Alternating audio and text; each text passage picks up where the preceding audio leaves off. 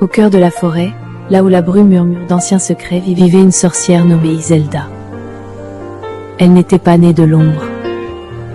Sa demeure était une maison de pierre, cachée sous la mousse et le silence. À l'intérieur, des bocaux d'herbes et de poussière d'étoiles brillaient doucement dans la nuit.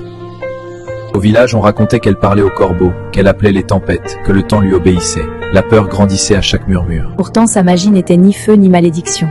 Elle écoutait la forêt. Elle soignait les racines invisibles du monde. Puis, un gel précoce frappa les récoltes, les champs se figèrent, et quand la terre souffre, les hommes cherchent un coupable. Cette nuit-là, des torches percèrent l'obscurité. Ils ne cherchaient pas la vérité, ils cherchaient une sorcière à blâmer. Iselda ne s'enfuit pas. Elle ouvrit sa porte, laissant le vent parler avant elle. Son regard ne portait ni colère ni peur. Alors des graines de lune s'élevèrent du sol, illuminant la nuit. Chaque lumière révélait un souvenir inactement oublié. Je ne commande ni au froid ni au soleil. Je protège l'équilibre. Si le gel est venu trop tôt, c'est que la forêt est blessée. Ensemble, ils réparèrent la terre. Et lorsque le printemps revint, il fut plus vert que jamais. Le maire leva la torche, prêt à accuser Iselda.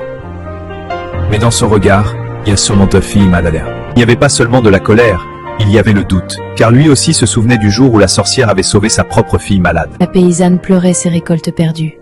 C'était toute sa nourriture pour l'hiver. La peur la poussa à suivre les autres vers la forêt. Mais son cœur cherchait encore une réponse. Pas une vengeance. La peur la poussa à suivre les autres vers la forêt. Mais son cœur cherchait encore une réponse, pas une vengeance.